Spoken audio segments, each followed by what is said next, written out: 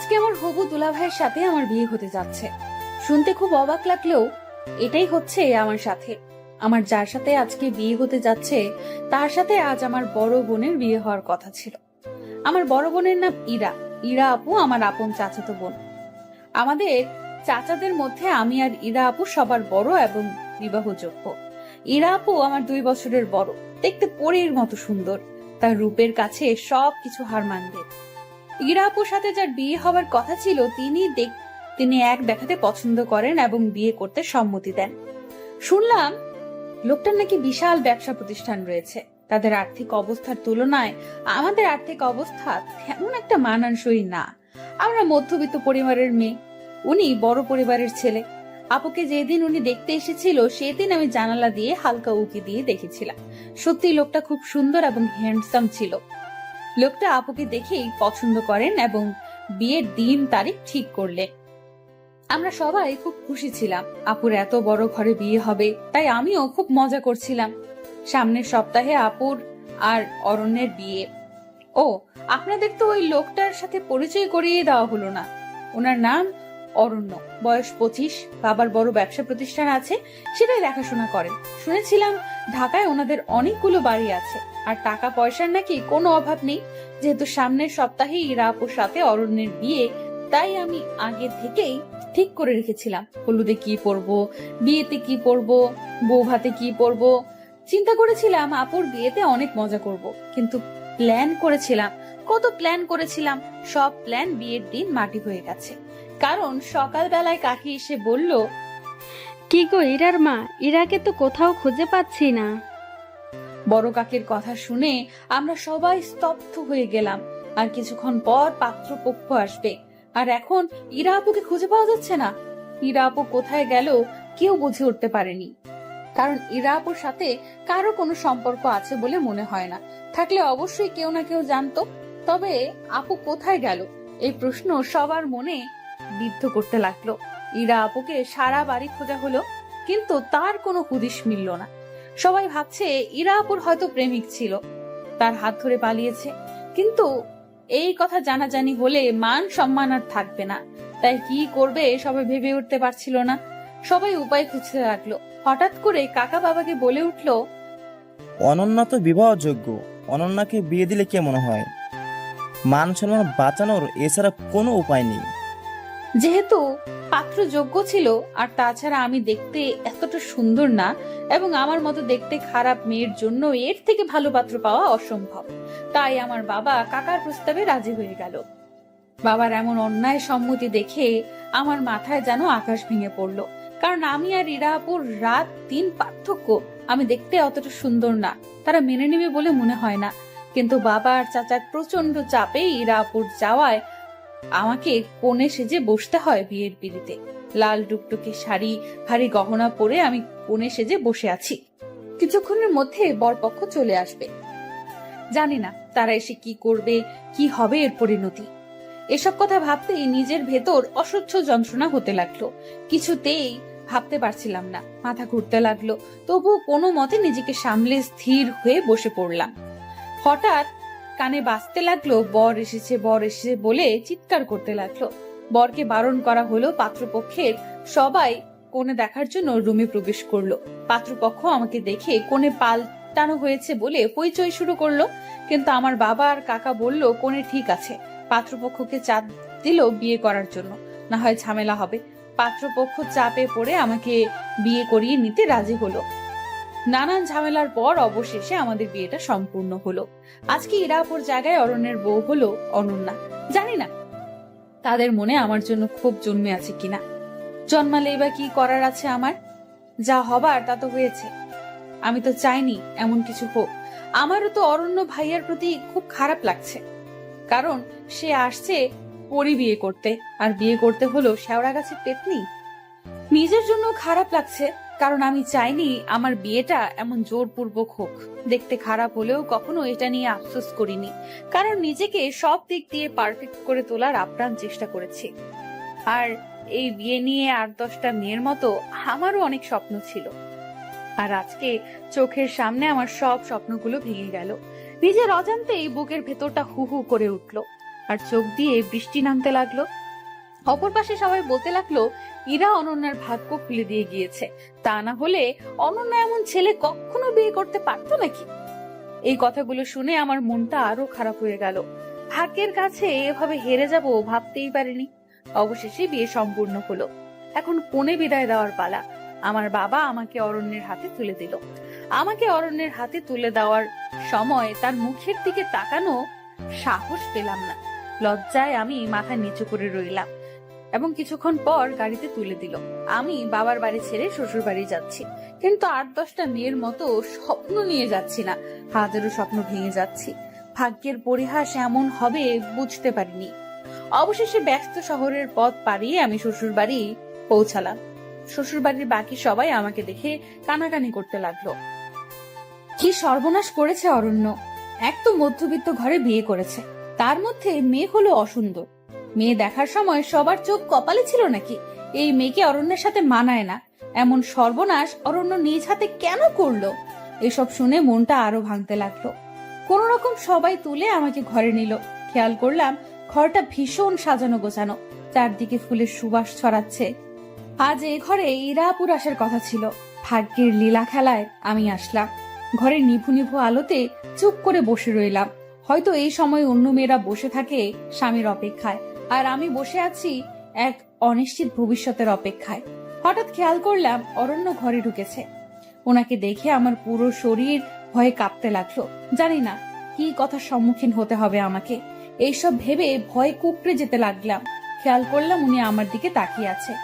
হঠাৎ করে লক্ষ্য করলাম আমার শরীর ভীষণ কাঁপছে। উপরে তাকালাম, মনে হলো ফ্যান আমার উপরে পড়ে যাবে। সবকিছু উল্টাপাল্টা লাগছে। আমার এখন কি করা উচিত বুঝতে পারছি না। কিছুক্ষণ পর চোখ বন্ধ করে ধপাস করে শুয়ে পড়লাম।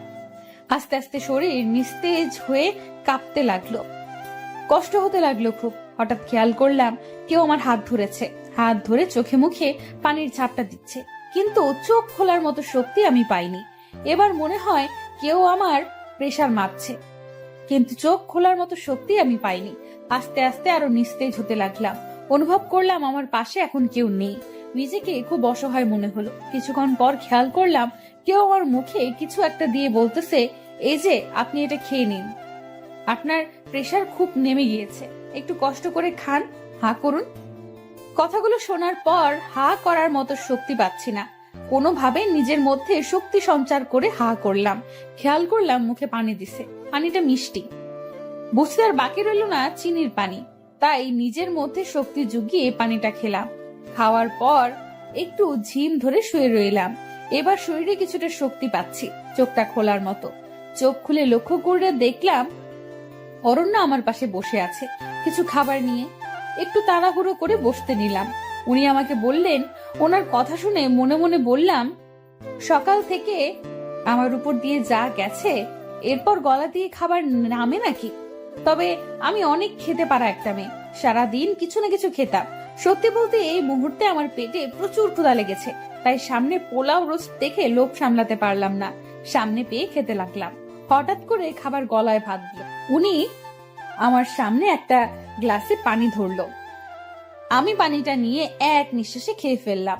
উনি আমাকে কি ভাবছে সেটা আমার দেখার প্রয়োজন মনে করছি না। আমি আমার আপন মনে খেতে লাগলাম। খাবার শেষ করে আমি রিল্যাক্স মুডে শুয়ে পড়লাম, আর উনি খাবার প্লেটটা টেবিলের উপর রাখতে গেল। যাক, লোকটাকে ততটা খারাপ ভাবছি ততটা খারাপ না, এটা ভেবে মনটা শান্ত হলো। কিন্তু হুট করে উনি বললেন, আপনি কি ঘুমিয়ে পড়েছেন? না ঘুমালে আপনার সাথে একটু কথা ছিল। আমি নড়ে চড়ে বসলাম। না, আমি ঘুমাইনি। কেন, কি বলবেন বলুন? উনি এবার গম্ভীর গলায় বললেন, সত্যি বলতে সবার চাপে পড়ে আমি আপনাকে বিয়ে করেছি। আমি আপনার বোন ইরাকে প্রথম দেখাতে ভালোবেসে ফেলেছি। সেই জায়গায় আপনাকে কেন জানি না, চাইলেও মানতে পারছি না। আপনাকে আমি আঘাত দিয়ে কথাটা বলতে চাইনি। আমি সোজাসাপটা ছেলে, যা বলি সরাসরি। না মানারও একটা কারণ আছে। আশা করি আপনি যথেষ্ট বুদ্ধিমতী আর সে কারণটা বুঝতে পেরেছেন। ওনার কথাগুলো শুনে কেন জানি তেমন কোনো খারাপ লাগলো না। কারণটা আর কি হবে? কারণটা হলো আপু সুন্দর, আমি অসুন্দর। আমি তো আগেই বুঝেছিলাম আমার বিয়েটা 8-10টা মেয়ের মতো হয়নি, তাই ওনাকে জবাব দিলাম আপনাকে জোর করে আমাকে মানতে হবে না। আমি নিজেও চাইনি আমার এইভাবে বিয়ে হোক। বিয়ের দিন ইরা আপুকে কোথাও খুঁজে পাওয়া যাচ্ছিল না, কোথায় গেল কেউ বলতে পারলো না। আর আপুর কোনো রিলেশন ছিল এটা কারো জানা ছিল না। এই সময় কি করবে কেউ বুঝে উঠতে পারেনি। আর ওই বাড়িতে আমি ছাড়া বিবাহযোগ্য আর কোনো মেয়ে ছিল না, তাই সবার জোরাজোরিতে আমি রাজি না হয়ে পারলাম না। আমি জানি ইরা আপুর তুলনায় আমি কিছুই না, আপু সুন্দর আমি অসুন্দর, কিন্তু এটা নিয়ে আমার কখনো আফসোস হয়নি। আমি নিজেকে সব সময় পারফেক্ট ভাবে গড়ে তোলার চেষ্টা করেছি, কিন্তু ভাগ্যের কাছে এভাবে হেরে যাব বুঝতে পারিনি। আপনি চিন্তা করবেন না, আমি কখনো জোর করে কিছু করব না। সময়টা একটু পার হতে দিন, আপনি চাইলে আমাকে ডিভোর্স দিয়ে দিবেন। আমার কথা শুনে উনি বেশ চমকে গেলেন। উনি হয়তো আশা করেননি আমি এমন কিছু বলবো। কিছুক্ষণ স্তব্ধ হয়ে থেকে উনি উত্তর দিলেন, সে যাই হোক, সময় সব বলে দিবে। আপাতত আমি আপনাকে মেনে নিতে পারবো না। আপনি এ বাড়িতে এসেছেন মেহমান হিসেবে, আপনার যেন কোনো সমস্যা না হয় সেই বিষয়টা খেয়াল রাখবো। দয়া করে আমার ভালোবাসা পাওয়ার আশা রাখবেন না, কারণ আমি আপনার বোনকে প্রথম দেখাতে ভালোবেসে ফেলেছি। আমি কিছুক্ষণ চুপ থেকে জবাব দিলাম, আপনি দয়া করে আমাকে সিরিয়ালের নায়িকা ভাববেন না। আমি আপনাকে জোর করব না, কিন্তু আমি আপনার স্ত্রী। সামনে অন্য একটা মেয়েকে ভালোবাসি বলবেন, সেটা আমি কখনোই মেনে নিব না। আপাতত ডিভোর্সের আগ পর্যন্ত আমি আপনার স্ত্রী, আপনি আমার স্বামী। সুতরাং সম্পর্কটা ওইভাবেই দেখবেন।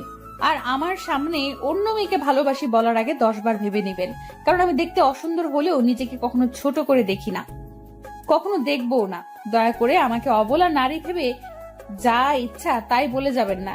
দোষটা তো আমার ছিল না, আমি তো আপনাকে জোর করে বিয়ে করতে চাইনি। ভাগ্য এভাবে সব ওলট পালট করে দিয়েছে, কিন্তু ভাগ্যের দোহাই দিয়ে নিজের জীবন বরবাদ করার মতো মেয়ে আমি নই। এবার আমি ওনার দিকে খেয়াল করে দেখলাম উনি মুখটা বেশ চুপসে গেছে। গেলেই বাকি, আমি কেন ওনার এসব কথা শুনে নিজেকে ছোট করব? আর এটা বাংলা সিনেমা না, আর আমি নায়িকা সাবানা না। সুতরাং যতদিন আমি অরণ্যের বউ হিসাবে আছি আমি আমার অধিকার আদায় করে নিব, তবে সেটা জোর করে নয়, ভালোবাসা দিয়ে। উনি আমার কথা শুনে বেশ কিছুক্ষণ চুপ করে থেকে জবাব দিলেন, আমার মন যা চায় আমি তাই বলবো। আপনি না করার কে? আপনাকে সেই অধিকার দেইনি আমি। নিজের অধিকারের বাইরে কথা বলবেন না। দেখে তো মনে হচ্ছে ছেলে ফাঁসানোর ব্যাপারে খুব চালু। ওনার কথাটা শুনে মাথায় রাগ উঠে গেল, তবুও নিজেকে শান্ত করে জবাব দিলাম, আপনাকে আমার চরিত্রের সার্টিফিকেট দিতে বলেছি? আমার ব্যাপারে মন্তব্য করার অধিকার দিয়েছি নাকি? আপনি যেমন আমাকে বলছেন আমিও আপনাকে বলবো। আর হ্যাঁ, এটাকে বলে লেভেল। আর হ্যাঁ, আপনি যেমন আমাকে তেমনই হতে হবে। দেখেন, আপনি কিন্তু বেশি বকবক করছেন। আপনাকে দেখে তো প্রথম ভাবলাম কথাই বলতে জানেন না, এখন তো দেখছি আপনার মুখ দিয়ে কথার ফুলঝড়ি ফুটেছে। আমার সাথে লাগতে আসবেন না। আমিও এবার শান্ত হয়ে জবাব দিলাম, বকবক আপনি শুরু করেছেন। দেখতে অসুন্দর বলে কি ভেবেছেন অবলা নারী? সিরিয়ালের মতন আপনাকে উপরে শুইতে দিবে আর আমি নিচে শুয়ে পড়বো? তা হবে না মশাই, আমার পাশে এসে ঘুমান। আপনি তো বেশ ডেঞ্জারাস মেয়ে, আপনার পাশে আমি ঘুমাবো কেন? আমি ব্রুটা বেশ কুচকে বললাম, তাহলে কোথায় ঘুমাবেন? জবাবে উনি বললেন, পাশের রুমে ঘুমাবো। আমি হাসি দিয়ে বললাম, তা হবে না মশাই, আপনি এখানেই ঘুমাবেন। উনি আমার কথা শুনে বেশ অবাক হলেন মনে হয়। কিছুক্ষণ চুপ থেকে রাগ রাগ ভাব নিয়ে আমাকে বললেন, আপনি কিন্তু বেশি বাড়াবাড়ি করছেন। সে যাই করি আমি ঘুমালাম, তবে রুম ছেড়ে ঘুমানো যাবে না। রুম ছেড়ে ঘুমালে আমি কিন্তু আপনার সাথে চলে আসব। উনি বেশ চমকিত পুলকিত হয়ে আমাকে বলল, আপনি তো বেশ নাছোড়বান্দা। ওকে, রুম ছেড়ে যাব না, আমি নিচে ঘুমাচ্ছি। এবার আমায় একটু রেহাই দিন। আমি মুচকি হেসে জবাব দিলাম, ওকে ভূত মশাই। উনি ব্রুটা কুচকে বলল, ভূত মশাইটা কে আবার? আমি হাসতে হাসতে বললাম, কেন আপনি? উনি অবাক হয়ে বলল, এর মধ্যে আপনি আমার নাম ঠিক করে ফেলছেন? হ্যাঁ করেছি। উনি বিরক্ত হয়ে জবাব দিলেন, আপনি সত্যি পাগল একটা মেয়ে, সেটা কি আপনি জানেন? আমি হেসে তাকে জবাব দিলাম, সেটা নতুন করে বলার কিছু নেই। আমি একটু নাছর বান্দা, সবাই জানে। আপনি ঘুমান। আর হ্যাঁ, ধন্যবাদ এত কিছু খাওয়াবার জন্য। সবগুলো খাবার আমার প্রিয় ছিল, শুধু চিনির পানি ছাড়া। উনি কিছুটা চুপ হয়ে বলল, দোহাই লাগে, এবার চুপ হন, আমাকে ঘুমাতে দিন। আমি হাত দিয়ে মুখ চেপে ইশারা দিলাম ঘুমান। এরপর উনি ঘুমিয়ে পড়লেন। আপনারা হয়তো আমার এই আচরণ দেখে অবাক হচ্ছেন, আমি এমন কেন করলাম।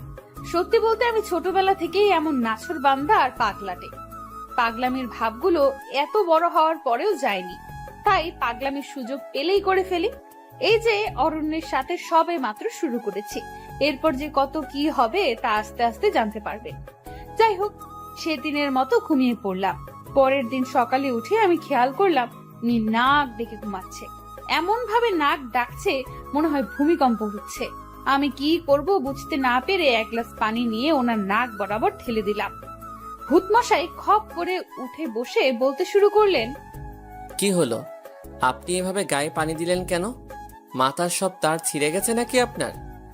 আমি এবার হাসতে হাসতে বললাম, মাথা আমার ঠিক আছে। এমন ভাবে নাক ডাকছেন মনে হয় 7 মাত্রায় ভূমিকম্প হচ্ছে। লক্ষ্য করলাম উনি বেশ রেগে আছে আমার কথা শুনে। কিছুক্ষণ দম ধরে বসে থেকে আমাকে বললেন, দেখেন, এসব মজা আমার একদম পছন্দ না, আর এমন করবেন না। কালকের থেকে একের পর এক করে আমাকে জ্বালাচ্ছেন।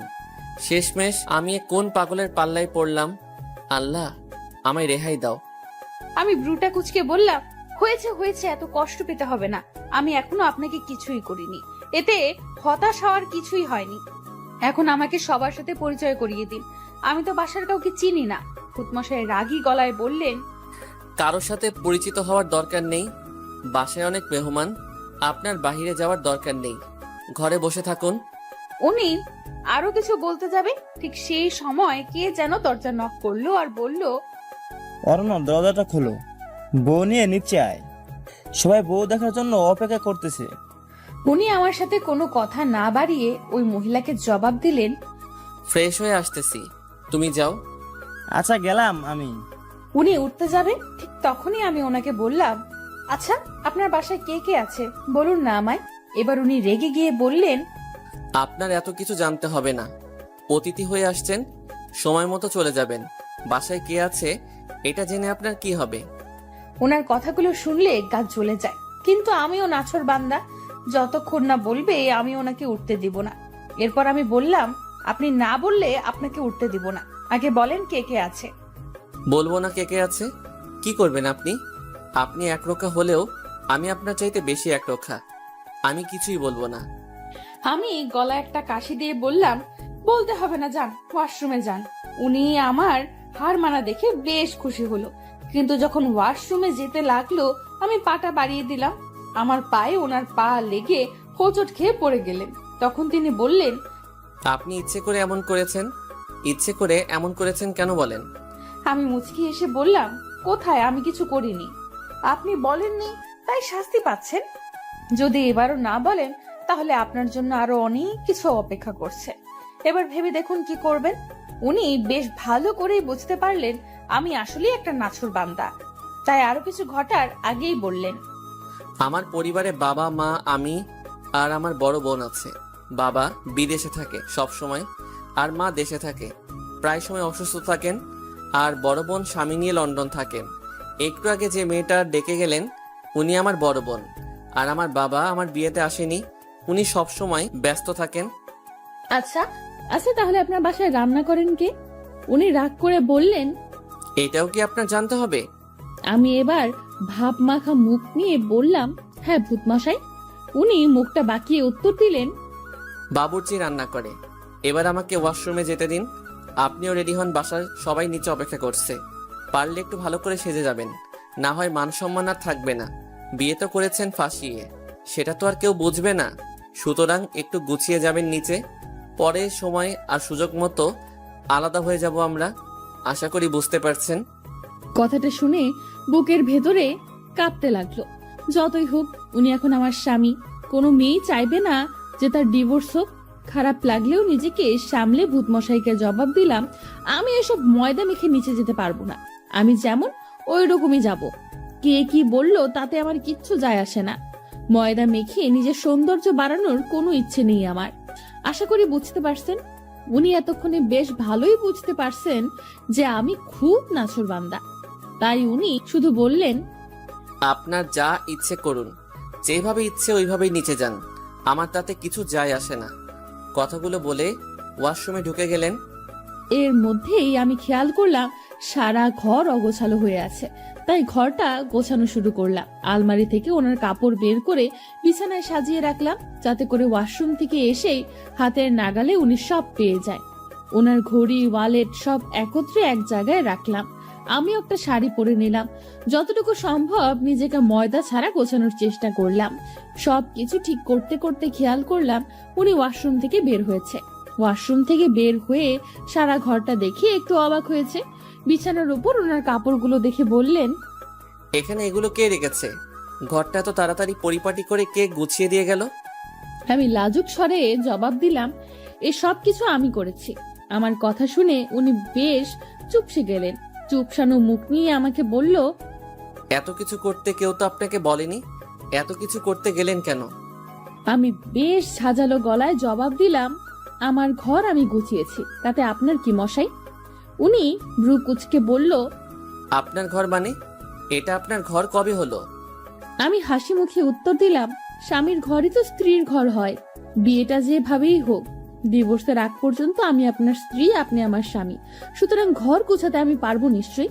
ভূত মশাই রাগী গলায় বললেন, আপনি একটু বেশি বকেন। আর আপনাকে এই ড্রেস বের করতে কে বলেছে? আমি তো এটা পরবো না। আমার কাছে এটা ভালো লেগেছে, তাই এটা বের করেছি। এটা পড়লে আমি খুশি হব। উনি এবার গম্ভীর একটা মুড নিয়ে জবাব দিলেন, আপনার খুশিতে আমার কিছু আসে যায় না। করছেন তো ফাঁসিয়ে বিয়ে, আবার অধিকার ফলাতে আসছেন। লজ্জা হওয়া উচিত আপনার। এই কথাটা শুনে বুকের ভেতরে হু হু করে কষ্টের সাইরেন বেজে উঠল। চোখের কোণে হালকা মেঘও জমতে শুরু করলো। তবুও নিজেকে অনেক শক্ত করে ওনাকে বললাম, আপনার ইচ্ছে মতো পরে নিন, সমস্যা নেই। তারপর উনি ওনার পছন্দ মতো একটা ড্রেস পরলেন। কিন্তু আমিও কম নাছোড়বান্দা না। এর শাস্তি ওনাকে পেতেই হবে। কি করে কি করা যায় বেশ ভাবতে শুরু করলাম। ভাবতে ভাবতে একটা চিন্তার আকাশে হাবুডুবু খেতে লাগলাম। হঠাৎ করে ভূত মশাইয়ের তুরির শব্দে চিন্তার ঘোর কাটলো। ভূত মশাই তুরি বাজাতে বাজাতে বললেন, এই যে আপনি উপরে তাকিয়ে কি দেখছেন? না তেমন কিছু না, কি হয়েছে বলুন। আপনি আর কোনোদিন আমার অনুমতি ছাড়া আমার আলমারিতে হাত দিবেন না, বুঝছেন? আমি কথাটা শুনে বেশ হেসে লুটিপুটি খাচ্ছিলাম। লুটিপুটি খেয়ে তুরি বাজাতে বাজাতে বললাম, ও হ্যালো, আলমারিতে হাত দিতে অনুমতি লাগে নাকি? আমাকে জ্ঞান দিতে আসবেন না, আমি অন্যায় কিছু করিনি। উনি বেশ বিরক্ত হয়ে আমাকে বললেন, আপনি সত্যি পাগল একটা মেয়ে। আপনার মাথার তার সব ঢিলা। আমি আবার হাসতে হাসতে বললাম, ভূত মশাই একটু ভুল বলে ফেলেছেন। উনি ওনার বিরক্তি মাখা মুখ নিয়ে প্রশ্ন করলেন, কি ভুল শুনি? আমি হাসি দিয়ে বললাম, আমার মাথার তার ঝিলা না। তো আপনার মাথার তার কি? আমার মাথার তার তো সব ছিঁড়া। এবার খেয়াল করলাম ওনার মুখে বিরক্তির মাত্রা বেশ বৃদ্ধি পেয়েছে। বিরক্তি মাখা মুখ নিয়ে বললেন, দোহাই লাগে, এবার চুপ করুন। আপনার বকবক থামান, এবার নিচে চলুন, আমাকে মুক্তি দিন। আমি আমার শাড়ির আঁচল নাড়াতে নাড়াতে বললাম, চলুন। এরপর দুজনে নিচে গেলাম। নিচে যাওয়ার পর খেয়াল করলাম সবাই আমার দিকে কেমন ভাবে তাকাচ্ছে। আর আমাকে দেখে বলছে, অরণ্যের কপালে চোখ ছিল নাকি? এমন একটা মেয়ে কেউ বিয়ে করে আনে নাকি? তার উপর মেয়ের পরিবার বেশি ধনী না। কি দেখে অরণ্য এই মেয়েকে বিয়ে করলো আল্লাহ জানে। একের পর এক সবাই এসব কথা শুনে আমার মনটা ভীষণ খারাপ হতে লাগলো। সবাই শুধু আমার বাহ্যিক সৌন্দর্য নিয়ে সমালোচনা করছে, আমার ভেতরটা বোঝার চেষ্টা করলো না। ভেতরের মানুষটা কেমন আমি সেটা কেউ জানার প্রয়োজন মনে করলো না। হুট করে খেয়াল করলাম আমার শাশুড়ি মা এসেছেন। সবাই শাশুড়ি মাকে দেখে চুপ হয়ে গেল। শাশুড়ি মা এসে আমাকে দেখে বলল, তোমার নাম কি মা? আমি চট করে ওনাকে সালাম করে বললাম, আমার নাম অনন্যা। উনি হাসি দিয়ে বললেন, বাহ, খুব সুন্দর নাম। আমি মাকে বললাম, মা আপনি এদিকে এসে বসেন। মা আপনি অসুস্থ শরীর নিয়ে কষ্ট করে এখানে আসলেন কেন? ডাক্তার আপনাকে বেড রেস্ট দিয়েছে। এই শরীর নিয়ে এখানে আসার কি দরকার ছিল? আপনি বললে আমি আপনার রুমে চলে যেতাম। আমি আপনার রুমটা চিনলে সকালে উঠে আমি আপনার রুমে চলে যেতাম। কিন্তু আপনার রুমটা চিনি না, তাছাড়া এই বাড়িতে আমি নতুন, তাই চিনতে পারিনি। চিনলে আমি চলে যেতাম। মা, কষ্ট হয়নি তো আসতে? উনি এক রাশ হাসি দিয়ে বললেন, আমার মাটা দেখি অনেক সুন্দর করে কথা বলে। আমার মাটা যেমন রূপবতী তেমন গুণবতী। মায়ের মুখে রূপবতী কথাটা শুনে যেন নিজের চোখে অঝরের বৃষ্টি নামতে লাগলো। জীবনে প্রথম আমাকে রূপবতী বলল কেউ। নিজেকে সামলাতে অনেক চেষ্টা করলাম, কিন্তু জানি না কেন আবেগটা সামলাতে পারলাম না। তাই মাকে ধরে হু হু করে কেঁদে কেঁদে বললাম, মা, আপনি আমাকে রূপবতী বললেন? আমাকে আজ পর্যন্ত কেউ রূপবতী বলেনি। আপনার মুখে রূপবতী কথাটা শুনে কেন জানি না আবেগটাকে সামলাতে পারলাম না। শাশুড়ি মা আমার মাথায় হাত বুলিয়ে দিয়ে বললেন, সবাই তোমার বাহিরের রূপটা দেখেছে, কিন্তু ভিতরের রূপটা কেউ দেখেনি। তোমার ভিতরের রূপটা যদি কেউ দেখতো তাহলে সবাই তোমাকে রূপবতী বলতো। আমি যে তোমার ভিতরের রূপটা উপলব্ধি করতে পেরেছি, যার কারণে তুমি আমার কাছে সবচেয়ে রূপবতী। আমি আমার মেয়ের মুখে সব শুনেছি বিয়ের ব্যাপারে। শোনো মা, আমার ছেলে তোমার কপালে ছিল, তাই তোমার সাথে বিয়ে হয়েছে। আমার ছেলের ভাগ্যে তুমি ছিলে। কে কি বললো কান দিবে না, কারণ মানুষ যাই বলুক নিজের কাছে যেটা সঠিক মনে হবে সেটাই করবে। মানুষের কাজ বলা। মনে রাখবে, যখন তোমাকে নিয়ে কেউ নেতিবাচক মন্তব্য করবে ভেবে নিবে সে তোমার জয়ে ঈর্ষান্বিত। তাই তোমার মুখে তার মন কাতর হয়েছে বলেই তোমার নামে সে নেতিবাচক মন্তব্য করেছে। জীবন চলার পথে অনেক বাধা আসবে, লক্ষ্য স্থির রেখে সামনে এগিয়ে যেতে হবে। মানুষের কথায় কান দিয়ে নিজের লক্ষ্য থেকে বিচ্যুতি হবে না। মায়ের কথাগুলো শুনে মনে আরো ভরসা পেলাম। মাকে জড়িয়ে ধরে আবেগে আরো কাঁদতে শুরু করলাম। মা আমার মাথায় হাত বুলিয়ে বললেন, পাগলিটা কাঁদছে কেন? শোনো মা, আজকে রাতের পর থেকে বাড়িটা ফাঁকা হয়ে যাবে। নীলাও চলে যাবে রাতের ফ্লাইটে লন্ডনে। বাড়িতে আমি, তুমি, অরণ্য ছাড়া কেউ থাকবে না। প্রতিদিন বাবুর্চির রান্না খেতে খেতে বিরক্ত হয়ে গিয়েছি। আমি জানি আমি এবার চিন্তামুক্ত, কারণ আমাকে আর বাবুর্চির রান্না খেতে হবে না। আমার বৌমা আমাকে সব রান্না করে খাওয়াবে। কিরে মা, খাওয়াবি না? আমি চোখে পানি মুছতে মুছতে বললাম, কেন পারবো না? এত ছোট একটা আবদার পালন করতে পারবো না মেয়ে হয়ে? তাহলে আমি তোমার কেমন মেয়ে? চিন্তা করো না, আমি সব গুছিয়ে নিব। আমাকে শুধু বুঝিয়ে দিও আর দোয়া করো। উনি হাসতে হাসতে বললেন, সে তো অবশ্যই। চারপাশে এ সময় বেশ নিস্তব্ধতা বিরাজ করছে। সবাই চুপ হয়ে গেছে। খেয়াল করলাম আমার ভূত মশাই আমার দিকে আলোর মতো চুপসানো মুখ নিয়ে হা করে তাকিয়ে আছে। আমিও এই সুযোগে নিজেকে একটু পাগলামি থেকে বিরক্ত রাখতে পারলাম না। সুযোগ বুঝে ভূত মশাইকে চোখ টিপুনি দিলাম। ভূত মশাই আমার চোখ টিপুনি দেখে একটু নড়ে চড়ে দাঁড়ালো। আমি ভূত মশাইয়ের দিকে মনোযোগ সহকারে মায়ের দিকে তাকিয়ে বললাম, মা, এবার ঘরে চলুন। বেশিক্ষণ এভাবে থাকা ঠিক হবে না। আপনি আমার সাথে ঘরে চলুন আর আমাকে আপনার ঘরটা চিনিয়ে দিন, যাতে করে পরে যেতে আমার অসুবিধা না হয়। মা হাসতে হাসতে বললেন, চল আমার সাথে চল। আমি মাকে নিয়ে ঘরে গেলাম। এবার মা আমার হাতটা ধরে বললেন, দেখো মা, অরণ্য বেশ সরল সোজা সাপটা স্বভাবের ছেলে। তুমি অরণ্যকে ভালো রেখো, তুমি তাকে কখনো কষ্ট দিও না। আমি মায়ের হাতটা চেপে ধরে বললাম, মা, বিয়েটা যেভাবেই হোক না কেন, আমি এখন অরণ্যের স্ত্রী। অরণ্যের ভালো মন্দের বিষয়টা আমি মাথায় রাখবো। আপনি শুধু আমার জন্য দোয়া করবেন। মা আবার আমার মাথায় হাত বুলিয়ে দিয়ে বললেন, দোয়া করি অনেক সুখী হও। মায়ের আদর মাখা স্পর্শ নিয়ে বের হলাম রুম থেকে। মায়ের রুম থেকে বের হয়ে দেখলাম ভূত মশাই এক জায়গায় স্থির হয়ে দাঁড়িয়ে আছে। এই সুযোগ আমার প্ল্যানটা কাজে লাগানোর। আমি একটু কোক মুখে নিয়ে ভূত মশাইয়ের কাছে গিয়ে জোরে হাসি দিলাম আর সব কোক ওনার গায়ে ফেললাম। উনি বেশ লাফিয়ে উঠে বললেন, আমি ভালো করে জানি আপনি ইচ্ছে করে এমন করেছেন। কেন করেছেন এমন? আপনি আমার সাথে এমন করেন কেন? মাকে তো দেখলাম খুব হাত করে ফেলছেন। ফাঁসানোর ব্যাপারে আপনি অনেক বড় ওস্তাদ। মাকেও ফাঁসিয়ে দিয়েছেন। সে আমি যা ইচ্ছে করি, আপনার কি?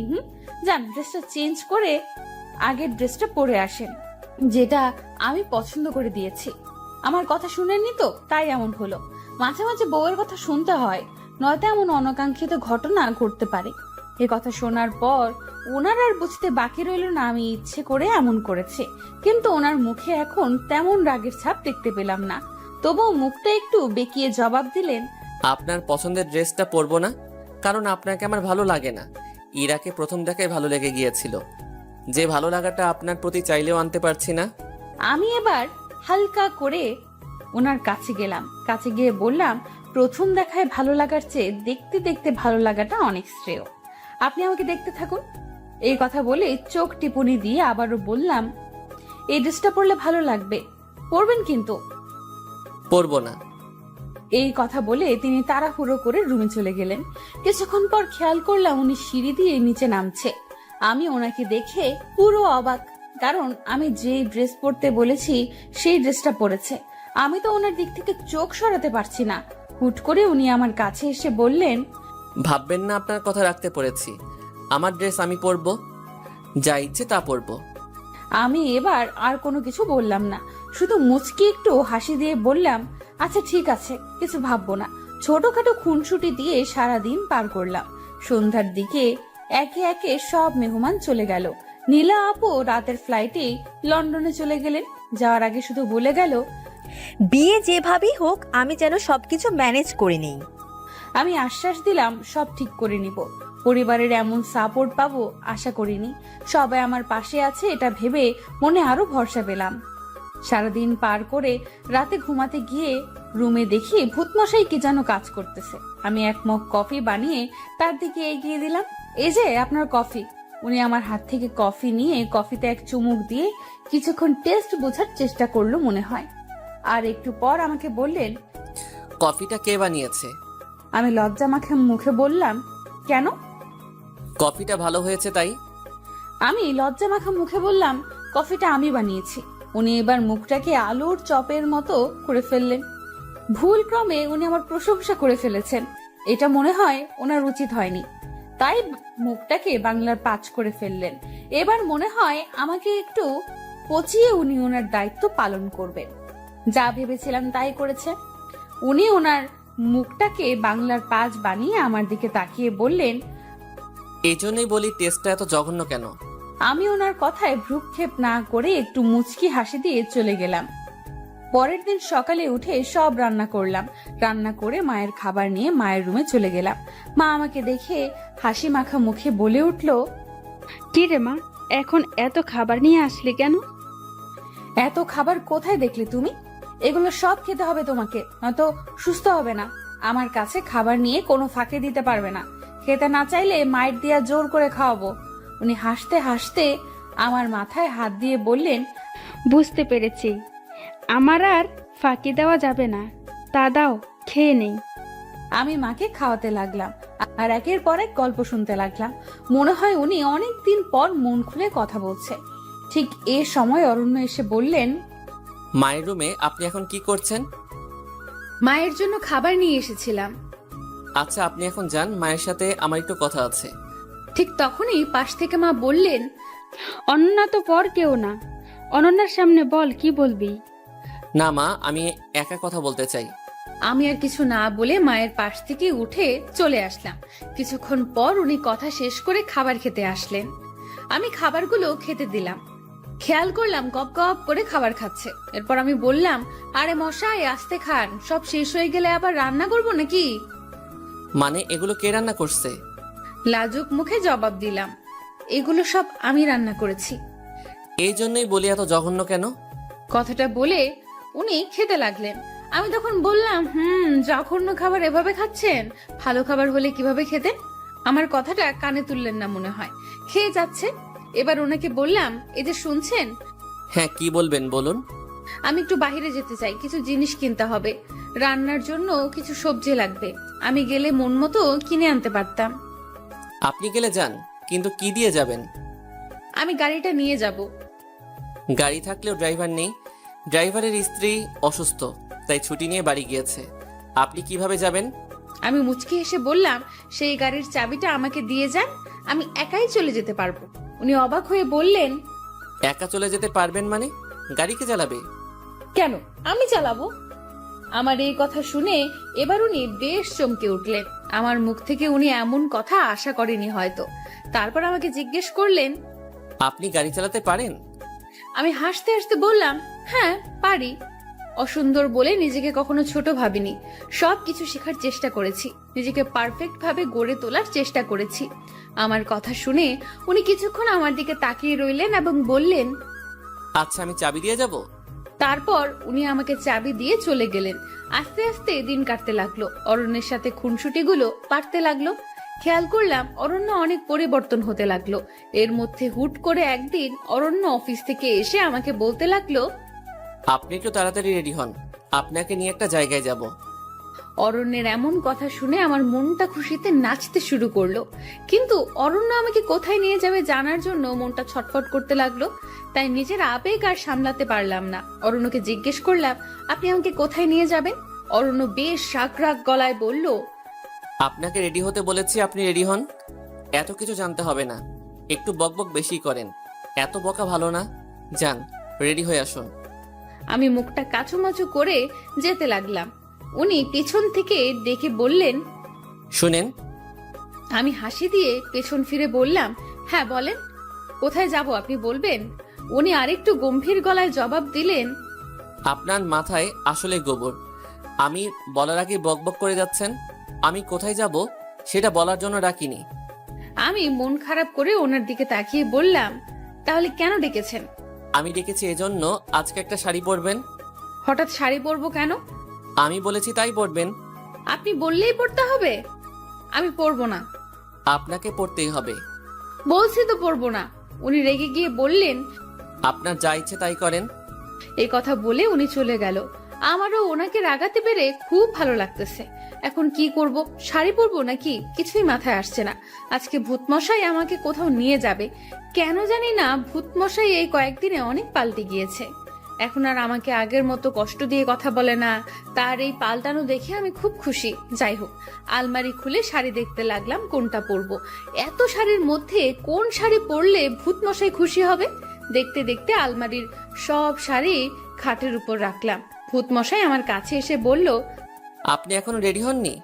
খাটের উপর শাড়ির মেলা বসিয়েছেন, এত শাড়ি খাটের উপর রাখছেন কেন? আমি তোতলাতে তোতলাতে জবাব দিলাম, না মনে হয় না, মানে।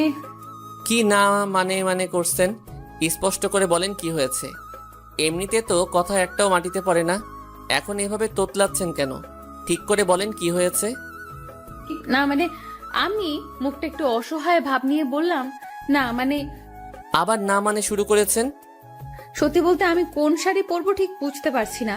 আপনি যদি একটু ঠিক করে দিতেন ভালো হতো, আমার রেডি হতে সুবিধা হবে। উনি মুচকি হেসে আমাকে বললেন, একটু ওই দিকে যান। সামান্য শাড়িটা ঠিক করতে পারছেন না কোনটা পরবেন? সবকিছু তো বলার আগে করেন। আজ এমন কি হলো, শাড়ি পছন্দ করতে পারছেন না? না মানে। থাক, আপনাকে আর না মানে করতে হবে না। দেখতে দিন শাড়িগুলো। আমি একটু সরে পাশে গিয়ে বসলাম। উনি আমার পাশে এসে বললেন এবং সব শাড়ি থেকে একটা শাড়ি হাতে নিয়ে বললেন, আপনি বরং কালো শাড়িটা পরুন, পরলে ভালো লাগবে।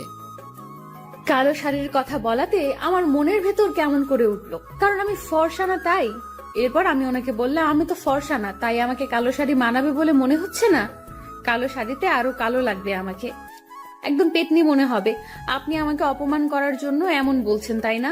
উনি আমার কথায় মনে হয় বেশ বিরক্ত হলো। হয়তো আমার মুখে এমন কথা আশা করেননি, তাই উনি বিরক্ত মাখা মেজাজে আমাকে বললেন, আপনার মতো সাহসী মেয়ের মুখে এমন কথা মানায় না। মা তো বলেছে সৌন্দর্য ভিতরে থাকে, বাহিরের সৌন্দর্য কোনো সৌন্দর্য না। আপনাকে না হয় আমি ভিতর থেকে দেখলাম। আপনি কালো শাড়িটা পরুন। আপনাকে অপমান করার কোনো ইচ্ছা আমার নেই। আপনার যদি মনে হয় আমি অপমান করার জন্য বলেছি, তাহলে পরার দরকার নেই। এই কথাটা বলে উনি রুম থেকে বের হয়ে গেলেন। আমি এখন কি করব বুঝে উঠতে পারছি না। অবশেষে চিন্তা ভাবনা করে কালো শাড়িটা পরে নিলাম। এই প্রথম আমি কালো শাড়ি পরলাম। কালো ছিলাম বলে কখনো কালো ড্রেস পরিনি। আজকে কালো শাড়িটা পরাতে নিজের কাছেই নিজেকে কেন জানি সুন্দর লাগছে। হালকা একটু পাউডার মুখে মেরে দিলাম।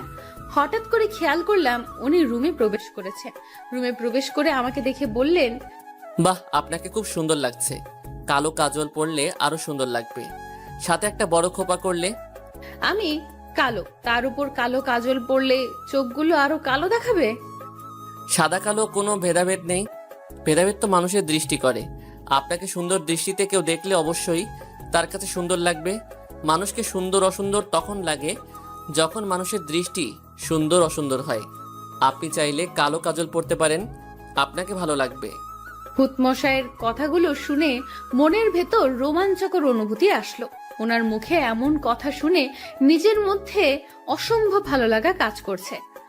সত্যি কখন যে ওনাকে ভালোবেসে ফেলেছি বুঝতে পারিনি। হঠাৎ করে ওনার ডাকে চিন্তার ঘোর কাটলো। কি ব্যাপার, কোথায় হারিয়ে গেলেন? না মানে আবার না মানে? হয়েছে হয়েছে, এবার চটপট রেডি হন, আমি নিচে নামছি। এই বলে অরণ্য নিচে নেমে গেল। দরজার সামনে গিয়ে পেছনে তাকিয়ে বলল, এই যে শুনুন।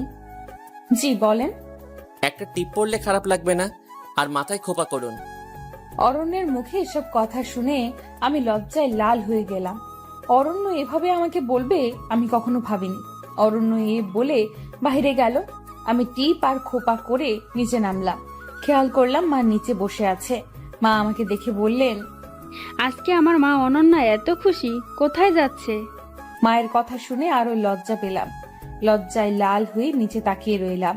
মা আমার এই হাল দেখে কাছে আসলো আর আমার মাথার উপরে হাত তুলে বলল, আজকে অরণ্যের সাথে ঘুরতে যাওয়া হচ্ছে, এতেই এত লজ্জা? আজকে মাকে অনেক সুন্দর লাগছে, দেখি হাতটা দাও। আমি মায়ের দিকে হাত বাড়িয়ে দিলাম। মা তার হাত থেকে বালাজোড়া খুলে আমার হাতে পরিয়ে দিয়ে বলল, বিয়ের পর হাত খালি রাখতে হয় না, হাতে সবসময় চুড়ি পরে থাকতে হয়।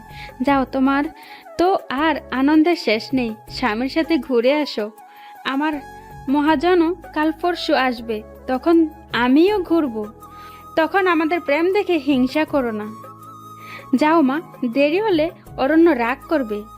আমি হাসতে হাসতে মাকে বললাম, কি যে বলো না মা, আমি তো তোমার বন্ধুর মতো। আমি রেডি হয়ে বের হলাম। খেয়াল করলাম উনি গাড়ির সামনে দাঁড়িয়ে আছে।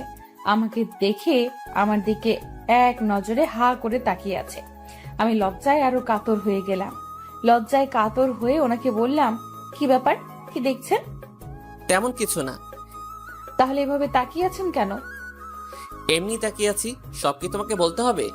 এত বাচাল মেয়ে এত বকতে পারে? লক্ষ্য করলাম অরণ্য আমাকে তুমি করে বলছে। আমার যে কি খুশি লাগছে বলে আপনাদেরকে বোঝাতে পারবো না। মনটা খুশিতে নাচতে লাগলো। হুট করে উনি ডাক দিল আর বলল, অনন্যা এভাবে মূর্তির মতো দাঁড়িয়ে আছো কেন? না মানে আজকে তোমার মুখ থেকে না মানে গেল না? এই যে আপনি আমাকে তুমি করে বললেন তো, তাই আর কি। তুমি আমার বয়সে ছোট, তোমাকে কেন আপনি ডাকবো? তোমাকে তো তুমি করেই ডাকবো।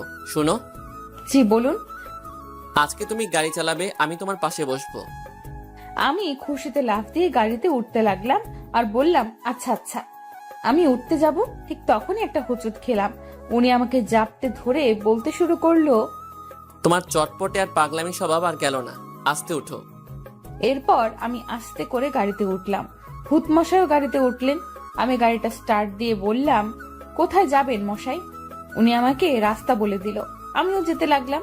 যেতে যেতে একটা রেস্টুরেন্টের সামনে চলে আসলাম। রেস্টুরেন্টে দুজনে ঢুকলাম। এরপর অরণ্য আমায় আস্তে করে একটা জায়গায় নিয়ে গেল। জায়গাটা পুরো মোমবাতি দিয়ে সাজানো পরিপাটি। দেখেই কেমন জানি আনন্দ লাগছে। একটা কেক আনলো। এরপর আমাকে বলল, কেকটা কাটো তুমি। হঠাৎ করে কেক কাটবো কেন? কারণ আজ তোমার জন্মদিন, সেটা তো ভুলে বসে আছো। ওহো, আজকে 21শে ফেব্রুয়ারি। সত্যি তো আমার জন্মদিন। আমার জন্মদিন আপনি জানলেন কিভাবে? মা বলেছে। আমি তো খুশিতে আত্মহারা যে ভূত মশাই এমন একটা সারপ্রাইজ দিয়েছে। হঠাৎ করে ভূত মশাই একটা রিং বের করে আমাকে পরাতে নিল। ঠিক তখনই একজন মেয়ে ওয়েটার এসে ডাক দিল। আমরা ওয়েটারের দিকে তাকিয়ে চমকে গেলাম। ওয়েটারও আমাদের দিকে তাকিয়ে চমকে গেল আর মুখ লুকাতে লাগলো। কারণ এই হলো ইরা আপু। কিন্তু ইরা আপু এখানে কি করছে? ইরা আপু আমাকে আর অরণ্যকে দেখে চলে যেতে নিল। আমি ইরা আপুর হাতটা ধরে বললাম, তুই এতদিন কোথায় ছিলি? হুট করে কোথায় চলে গেলি? কিন্তু ইরা আপু কোনো জবাব দিল না। আমি একের পর এক প্রশ্ন করলাম। হঠাৎ করে ইরা আপু আমাকে একটা কষিয়ে চট দিয়ে বলে উঠল, আমার কাছ থেকে সব ছিনিয়ে নিয়ে এখন মজা করা হচ্ছে? লজ্জা করে না তোর? আমার জীবনের এই অবস্থা করে আমার অরণ্যকে আমার কাছ থেকে কেড়ে নিয়ে নিজের করেছিস, আর এখন নাটক করছিস। আমি কোথায় ছিলাম? তোকে নাটকের সেরা পুরস্কার দেওয়া দরকার। অনেক নাটক শিখে গিয়েছিস। নাটক করে আমার জীবনের 12টা বাজিয়ে অরণ্যের গলায় ঝুলে পড়েছিস। তুই ভালো করেই জানতিস তোর যা চেহারা, তোকে অরণ্যের মতো কেউ বিয়ে করবে না, তাই এত বড় নাটক করেছিস। লজ্জা লাগে না এখন আমাকে এসব জিজ্ঞাসা করতে? আমাকে খুব হিংসা করতি, তাই না? হিংসায় কাতর হয়ে এমন করেছিস। নিজের বোনের সাথে এমন করতে লজ্জা লাগে না? আমি ইরা আপুর কথা কিছুতেই বুঝতে পারলাম না। ইরা আপু কি বলে মাথায় কিচ্ছু ঢুকছে না। ইরা আপুর এসব দোষারোপ আমাকে করছে কেন? আমি তো এমন কিচ্ছু করিনি। আমি ইরা আপুকে বললাম, আপু কি হয়েছে, এমন বলছিস কেন? আমি তো কিছুই বুঝতে পারছি না। আমি তোর কথায় মানে বুঝতে পারছি না। আমাকে কেন এসব বলছিস? আমি কেন নাটক করতে যাব? কেন তোর ক্ষতি করতে যাব? আপু আমাকে মুখটা বেঁকিয়ে রাগান্বিত হয়ে বলল, এখন তো অরণ্যের সামনে ন্যাকা সাজবি? একদম কিছু বুঝিস না। আর বুঝবি কিভাবে? তুই তো কিছুই করিস নাই, তাই না? আপু আমি তোর কথার মানে বুঝতে পারছি না। সত্যি আমি কিচ্ছু করিনি। তুই কেন এমন করছিস? আমি সত্যি কথাগুলো মানে বুঝতে পারছি না। পাশ থেকে অরণ্য বলে উঠলো, ইরা, তুমি আমাকে বলো কি হয়েছে? আর অনন্যাকে এমন কথা বলছো কেন? অনন্যা কি করেছে আমাকে একটু খুলে বলো। ইরা অরণ্যের দিকে অসহায়ের মতো তাকিয়ে গম্ভীর গলায় বলল, অনন্যাকে জিজ্ঞাসা করুন, সে না হয় আপনাকে উত্তর দিয়ে দিবে। আমার থেকে ভালো সে বলতে পারবে, কারণ নাটকের ডিরেক্টর তো অনন্যাই ছিল, আর আমি তো ছিলাম ভুক্তভোগী। অরণ্য আমার দিকে তাকালো। অরণ্যের মুখে এবার আমার প্রতি সন্দেহের ছাপ লক্ষ্য করা যাচ্ছে। বোঝা যাচ্ছে যে সে আমাকে অনেক সন্দেহ করতেছে। সন্দেহ মাখা মুখ নিয়ে বললেন, অনন্যা কি করেছো তুমি? ইরা এসব কি বলছে? সত্যিটা বলো, কি হয়েছে? আমার কাছে সব খুলে বলো, নাটক করবে না একদম। আপনি বিশ্বাস করেন আমি কিচ্ছু করিনি। ইরা আপু কেন এমন বলতেছে সেটাও বুঝতেছি না। এমন কেন বলতেছিস তুই?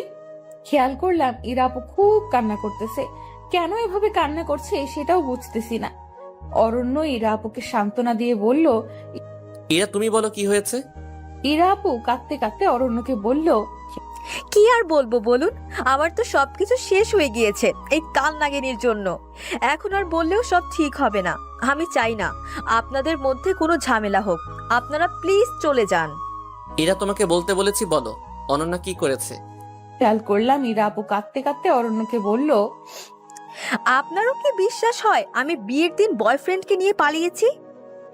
অরণ্য শান্ত স্বরে জবাব দিল, সে তো আমি বিশ্বাস করিনি, কারণ তুমি তো বিয়ের আগে আমার সাথে ফোনে অনেক কথা বলতে, কিন্তু হঠাৎ কি এমন হলো? কোথায় গিয়েছিলে তুমি? খেয়াল করলাম ইরা আপু এবার বেশ কাঁদছে। কাঁদতে কাঁদতে ইরা আপু যা বলল সেটা শুনে আমার হার্টবিট বেড়ে গেল। মনে হয় এখানে দম বন্ধ হয়ে যাবে। আপু এসব কেন বলছে কিছুই বুঝতে পারলাম না। আমার বুকটা ছিঁড়ে যাচ্ছে কথাগুলো শুনে। কারণ আপু বলল, আমি কোথায় গিয়েছিলাম সেটা কি আপনি জানতে চান? হ্যাঁ, জানতে চাই।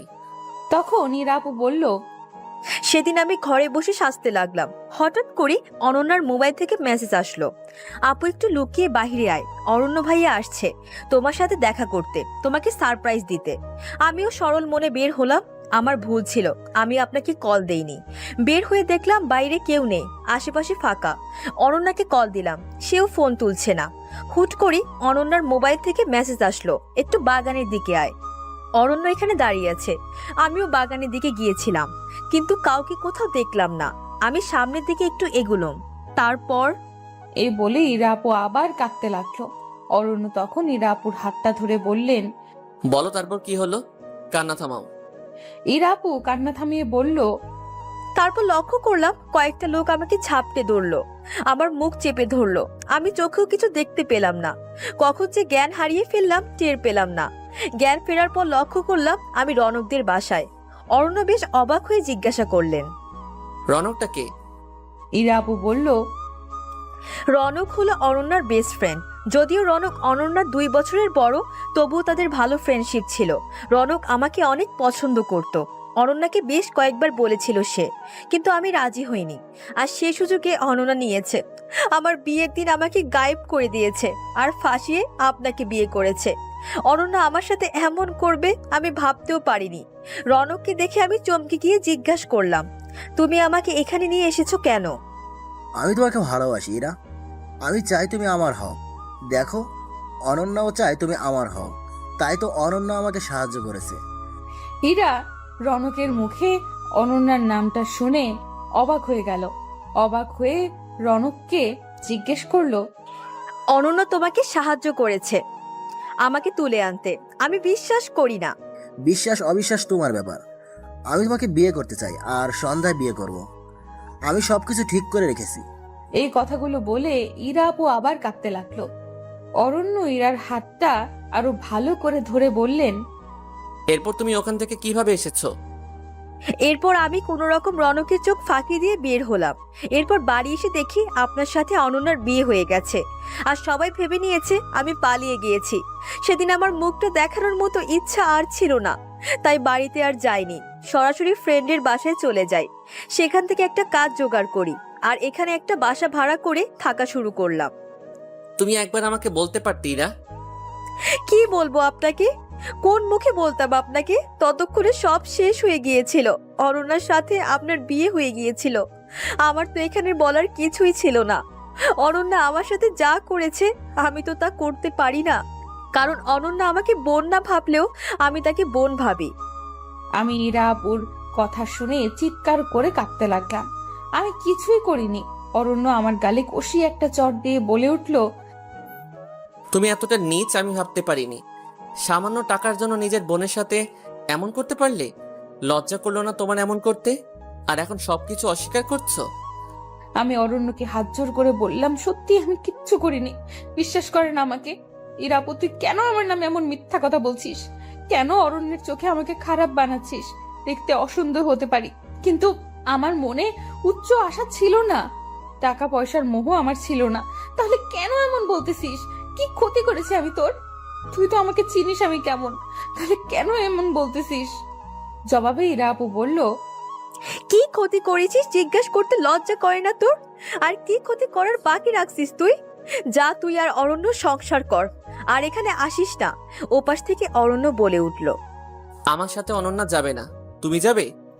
ইরা আপু অবাক হয়ে উত্তর দিল, আমি কোথায় যাব? আমার সাথে আমার মায়ের কাছে যাবে, আর মায়ের কাছে সব বলবে। আর যে কষ্ট অনন্যা তোমাকে দিয়েছে সেটা আমি অনন্যাকে ফিরিয়ে দিব। তুমি আমার সাথে চলো। না, আমি চাই না আপনাদের মাঝে কোনো ঝামেলা হোক। ঝামেলা তো তুমি করনি, ঝামেলা করেছে অনন্যা। সেটা শাস্তি তুমি কেন পাবে? আমি অরণ্যকে অনেকবার বোঝানোর চেষ্টা করলাম, কিন্তু বোঝাতে পারলাম না। অরণ্য ইরা আপুর কথা বিশ্বাস করেছিল, আমার কথার কোনো মূল্যই দিল না। আর ইরা আপু কেন আমার নামে মিথ্যা কথা বলল সেটাই বুঝতে পারছি না। অরণ্যকে বোঝানোর হাজার চেষ্টা করেও ব্যর্থ হয়েছি। অরণ্য ইরা আপুর হাত ধরে বের হয়ে গেল, আর আমাকে যে রিংটা পরাতে চেয়েছিল সেটা মেঝেতে পড়ে গেল। অরণ্য সেটা ফেলেই চলে গেল। আমি রিংটাকে হাতে নিয়ে কাঁদতে লাগলাম। কেন আমার সাথে এমন হলো? কি ক্ষতি করেছি আমি? কেন আমাকে এভাবে কষ্ট দেওয়া হলো? আমি তো কারো ক্ষতি চাইনি। কাঁদতে কাঁদতে এক দৌড়ে রেস্টুরেন্ট থেকে বের হতে লাগলাম। খেয়াল করলাম অরণ্য আর ইরা আপু গাড়ি নিয়ে চলে গিয়েছে। আমার বুকে বেশ কষ্ট হতে লাগলো। একে তো অরণ্য আমাকে ফেলে রেখে গিয়েছে, তার উপর অরণ্য জানতো আমি এখানের কিছুই চিনি না। কিভাবে পারলো আমাকে আমার ভূত মশাই ফেলে রেখে যেতে? আমি তো কিছুই করিনি। তাহলে আমার ভূত মশাই কেন আমাকে বিশ্বাস করলো না? কেন আমায় এত কষ্ট দিল? আমি তো ইরাপুর কোনো ক্ষতি করিনি, তাহলে ইরাপু কেন এমন বলল? কেন আমার অরণ্যকে আমার কাছ থেকে কেড়ে নিতে চাইলো? কেন এত কষ্ট দিল আমায়? আল্লাহ, আমি তো কোনো প্রশ্নের উত্তর পাচ্ছি না। আমি কি করব তুমি বলে দাও। এই মুহূর্তে আমার হাতে একটা টাকাও ছিল না। এখন আমি বাসায় যাব কিভাবে? তবু একটা সিএনজি ভাড়া করলাম, ভাড়া করে বাসায় চলে গেলাম। বাসায় দারোয়ানের কাছ থেকে টাকা নিয়ে ভাড়া দিলাম। ঘরের ভেতর ঢুকতেই দেখলাম রনক ভাইয়া দাঁড়িয়ে আছে। রনক ভাইয়াকে দেখে আমার মাথায় আগুন ধরে গেল, কারণ রনক ভাইয়ার কারণে ইরা আপু আমাকে ভুল বুঝলো। নিজেকে আর সামলাতে পারলাম না। রনক ভাইকে গিয়ে বললাম, আপনার কি দরকার ছিল এত বড় নাটক করার? ইরা আপুকে কেন ভুল বুঝিয়েছেন? আমি কি ক্ষতি করেছি আপনার? রনক ভাইয়া কোনো কথা বলছে না। আমার রাগ যেন আরো বেড়ে গেল। মন চাইছে রনক ভাইকে কষিয়ে একটা চড় দেই। তাই করতেছিলাম, এমন সময় অরণ্য এসে পেছন থেকে আমার হাতটা ধরে ফেললো। আমি অরণ্যের দিকে ফিরতেই অরণ্য আমাকে জড়িয়ে ধরলো। আমি বুঝতে পারছি না কি হচ্ছে এসব। অরণ্য জড়িয়ে ধরার সাথে সাথে খেয়াল করলাম চারদিকে আলো বেড়ে গেছে। ইরা আপু, রনক ভাইয়া, আমার কিছু বান্ধবীরা বলে উঠলো, হ্যাপি বার্থডে অনন্যা। এখন আর আমার মাথায় কোনো কিছু কাজ করছে না। কি হচ্ছে? আমার মাথাটা খুব ঝিমোতে লাগলো। পরক্ষণে জ্ঞান হারালাম। জ্ঞান ফেরার পর খেয়াল করলাম অরণ্য আমার পাশে চিন্তামগ্ন হয়ে বসে আছে। আমার জ্ঞান ফেরার সাথে সাথে আমাকে বললেন, ঠিক আছো তো তুমি? কিছু হয়নি তো? হঠাৎ করে সবার এতটা পরিবর্তন দেখে কেন জানি না নিজের কাছে খুব অবাক লাগছে। খেয়াল করলাম সামনে ইরা আপু আর রনক ভাইয়া দাঁড়িয়ে আছে। আমি ওদের দেখে রেগে যেতে লাগলাম। ঠিক তখনই অরণ্য আমাকে শান্তস্বরে বলল, অনন্যা, ওদেরকে কিছু বলো না। ওরা এতক্ষণ যা করছে আমার কথাই করেছে। অরণ্যের কথা শুনে আমি যেন আকাশ থেকে পড়লাম। কি বলে এসব? মাথার উপর দিয়ে যাচ্ছে। আমি অবাক হয়ে জিজ্ঞেস করলাম, মানে? আমি তো কিছুই বুঝতে পারছি না। অরণ্য একটা মুচকি হেসে বললেন, কিছু বুঝতে হবে না। আগে তোমাকে একটা সংবাদ দেই। ইরা কোথায় গিয়েছিল সেটা তো সবার অজানা ছিল। ইরা রনকের সাথে পালিয়ে গিয়ে বিয়ে করেছিল। আমি কথাটা শুনে বেশ অবাক হয়ে বললাম, বেশ, তাহলে একটু আগে ঘটে যাওয়া ঘটনাটা কি আমার স্বপ্ন ছিল? ওরা বিয়ে করলে একটু আগে এমন করলো কেন? ইরা আপু পাশ থেকে বলে উঠলো, তুই একটু শান্ত হ, আমি সব বলছি।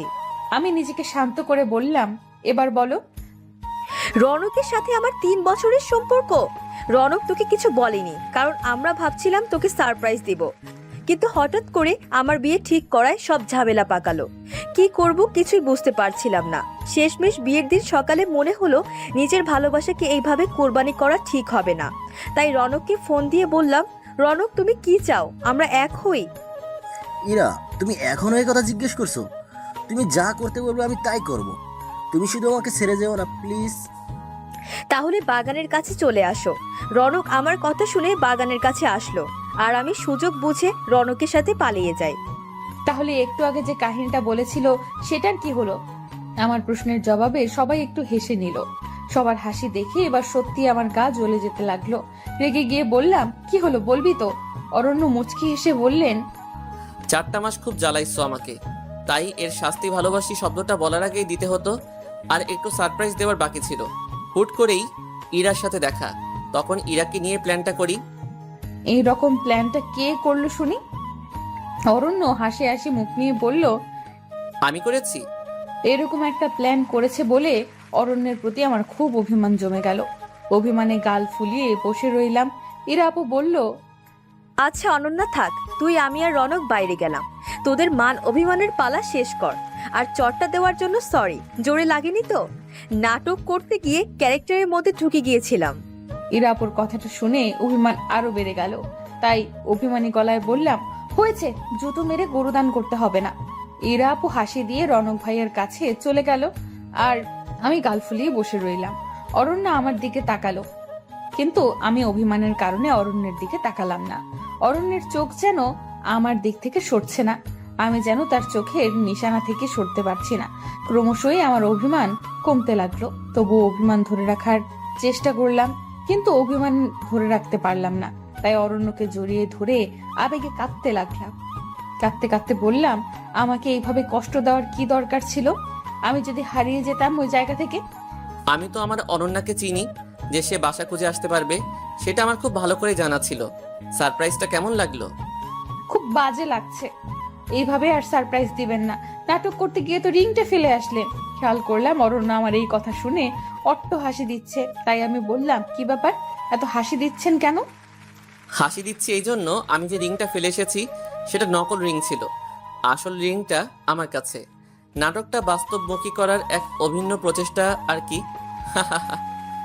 এত বড় ছলনা! চান, আপনার সাথে আর কথা বলবো না। অরণ্য এবার আমাকে জড়িয়ে ধরলো। মনে হচ্ছে তার নিঃশ্বাসের শব্দ আমি শুনতে পাচ্ছি, তার হার্টবিটের আওয়াজ আমি শুনতে পাচ্ছি। এবার কানের কাছে মুখটা হালকা করে নিয়ে বললেন, আই লাভ ইউ আমার পেতনি। এবার যেন তাহার প্রতি থাকা সকল অভিমান দুমড়ে মুচড়ে শেষ হয়ে গেল।